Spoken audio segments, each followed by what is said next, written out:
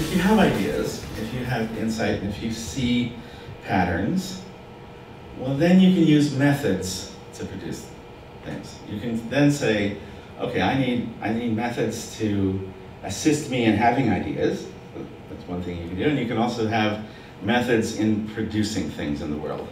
And that's really what we're evolving, what I've been focusing on. And it's important to note that I think we've actually gone to a new kind of plural world. And this group, just for me, is so satisfying because it represents the future. I mean, this is the world that we now live in. And it isn't about a singular solution. So often I find people stuck in a kind of binary opposition that we don't want this, we want that. And I actually think that what we need to develop is a new approach to that, which is an ecology of methods. It's actually a complex ecology of methods that is put together in each case specifically for you and by you. That it's not that you could somehow take my method and if you just simply had that, you'd be fine. It's actually understanding that within my methods, within my ecology, there's some part of that ecology that is relevant and useful for you. You should take that piece and use it, and then put it together with other pieces. And in the assembly of other pieces, you will create a unique thing in the world that is you. And so that's really the approach that we take. And within that, for me, it's not about a kind of brain-dead robotic template. It's not about saying, okay, here are the 7 steps to, I mean, so much of our culture has been about just follow these 7 steps and you'll get to, a very highly effective life. And I actually think that you need a lot more than 7 steps. That you need a complex ecology and an approach and a philosophy. And so that's really sort of why I wrote the manifesto in the first place. It was really written as a kind of playbook. And the playbook, I'm actually from Canada, but moved to Chicago a couple of years ago. And it was introduced to American football. And it's absolutely spectacular culture, like nowhere else on the world. And the playbook is a critical method in American football. And it's a great example of this approach because no amount of playbook is going to help you when you're facing the Bears, the Chicago Bears. You need talent. You need talent to defeat the Bears, and a playbook, and the ability to know what play to call. So that combination of things is really the way that I work. So the other thing that I wanted to address really is the deeper values about why I work, because what I find so often in our work and in my life is that we forget to mention what we really want. We forget to mention why we're here and what we're committed to, and we replace that with projects or tasks or things that we intend to do, and then before long, that's what we're here for. And I try in my life and in my work to pull back as often as possible to say, well, why am I actually committed to this work? Why am I getting up in the morning and going to meet somebody and taking time away from my children? And for me, these 3 ideas, freedom, beauty, and optimism, are 3 key ideas in everything that I do. The core idea and commitment of freedom, I believe in the possibility of freedom.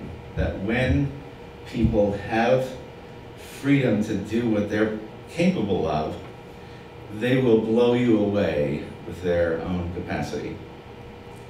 I believe beauty is critical to success. That we will not win a positive future by articulating it negatively. And that only through beauty can we imagine the world that we want. So understanding beauty and being willing to actually commit to it and say, you know what, I live for beauty. And I actually don't live for money, I live for beauty. And being willing to say that's my commitment in a political idea, in a political arena, in a physical space, in a relationship, in a product, in an ecology. For me, it's beauty is it. And finally, optimism is, I think,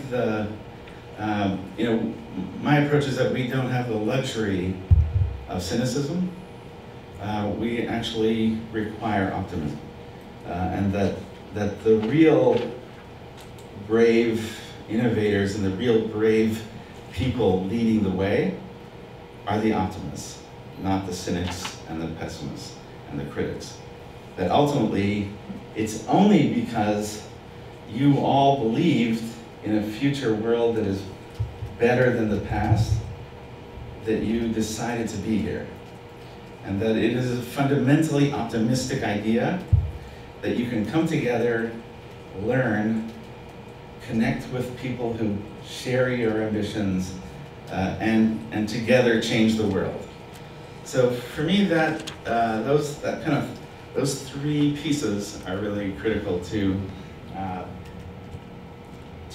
everything that I do.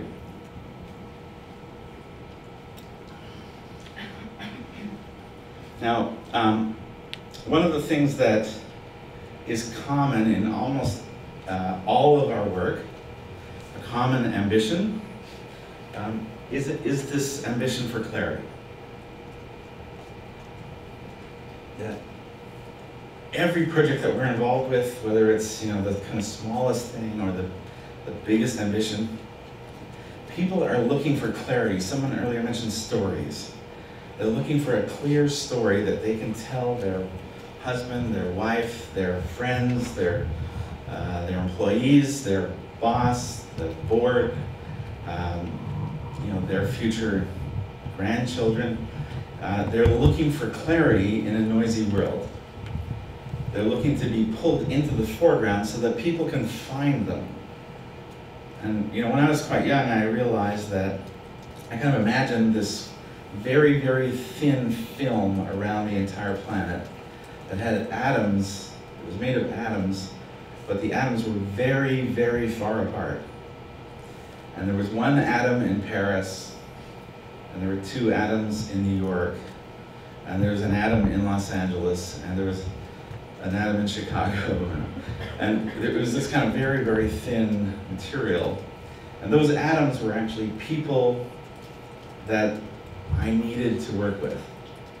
And I needed to find them. I needed to hear their signal in that noisy world. And I needed to put out a signal that they could hear. And so for me, this issue of clarity, of producing a clear signal of what you want to do. What's your vision? What's your hope? How do you see the world? What do you want to contribute to? What do you want to be part of it? How do you define your own energy and work?